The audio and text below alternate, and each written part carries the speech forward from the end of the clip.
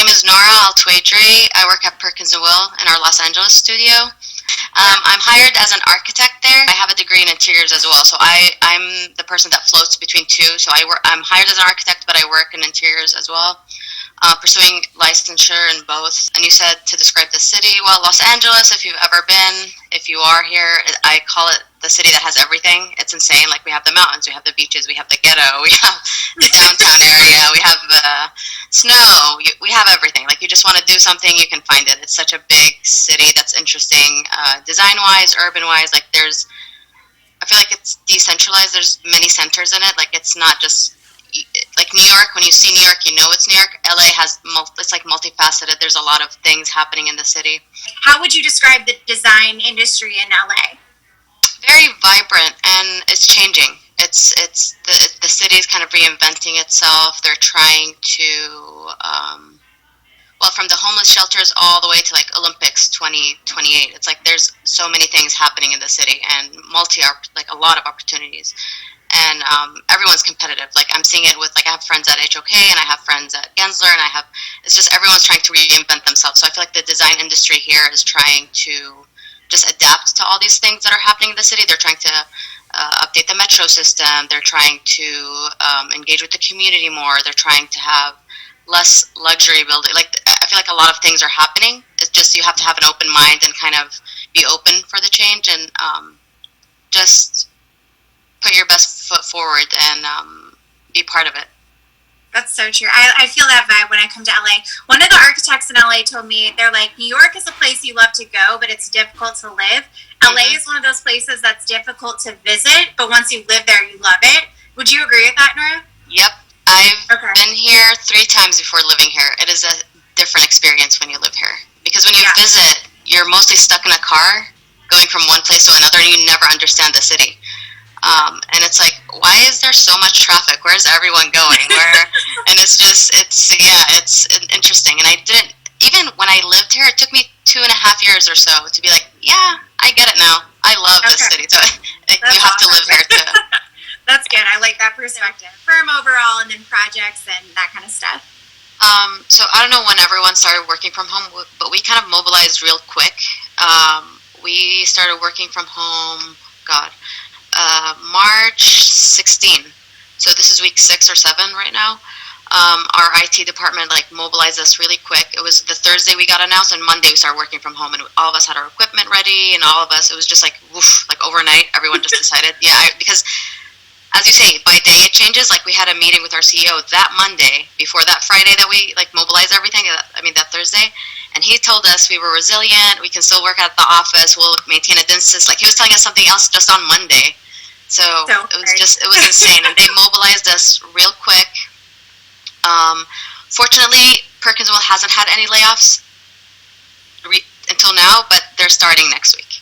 We had a tough call with our CEO, and he basically said each managing director of each studio at their city has to assess how many projects went on hold, can they maintain everyone, but the fact that it took them this long to get to this is really inspiring. And so the first step they did was our second week from home. They cut the principals and the associate principals' salaries by 5 and 10%. So they started the top down. So that was I appreciate that effort of them trying to minimize or hold on to laying off people. Unfortunately, our studio, we have 4 or 5 projects that went on hold, and one of them is really big. It's a hospital in Miami, so that's going to cost some people maybe getting layoffs from that project, because it was huge, and I want to say 10% of our office was working on it. So that's going to be difficult to reassign them and put them on stuff. It's been a tough week. I can see it in a lot of the junior designer faces, and some of the PAs that are on that project, and they know it's coming, whether it's a layoff or a furlough, and it's difficult having those calls, and especially the ones that got hired after me, the ARC ones, when they call me and I have nothing to tell them, because I'm I feel like none of us are secure at this point. Totally. I might miss the first round of layoffs, but maybe the second one in September, if we don't recover, there's going to be another one. Who knows who's going to be affected? Mostly people my generation, we've never been through a recession like the 2009 one. I was still in school for undergrad, so this is pretty new for people my generation. Like it's just unprecedented. We've never seen this, and COVID-19 is new for everyone. So it's like it's just it's like a big challenge, and there's a lot of moving targets. As of projects, I don't know if you remember from the dinner that I attended. I'm still working on the homeless shelters. So yeah, 2 of them opened, and then 2 of them are still under construction, which I still go on site visits for those. So I'm in my mask and everything, and I go. One of them, so the 2 that we finished, one of them transformed into a COVID-19 relief site. So we have beds and equipment over there, and the city hasn't told us if the 2 that I'm on right now that are opening in June, if they will become COVID-19 relief sites, but there is the option. And it's been just inspiring seeing everyone just adapt. And I don't know about other cities, but Los Angeles, our mayor is just amazing. Eric Garcetti has been doing so much to flatten the curve and support the city, and all the initiatives that the city is doing with rent control, not being evicted, parking tickets, like all these things to kind of help people adapt with this.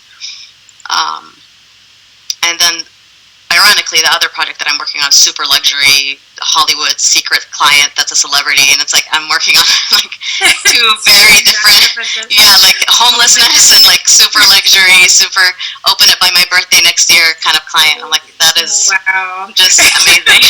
That's LA for you. See, I told you. There you go. That's like a great depiction of LA right there. Wow, what a mind bender.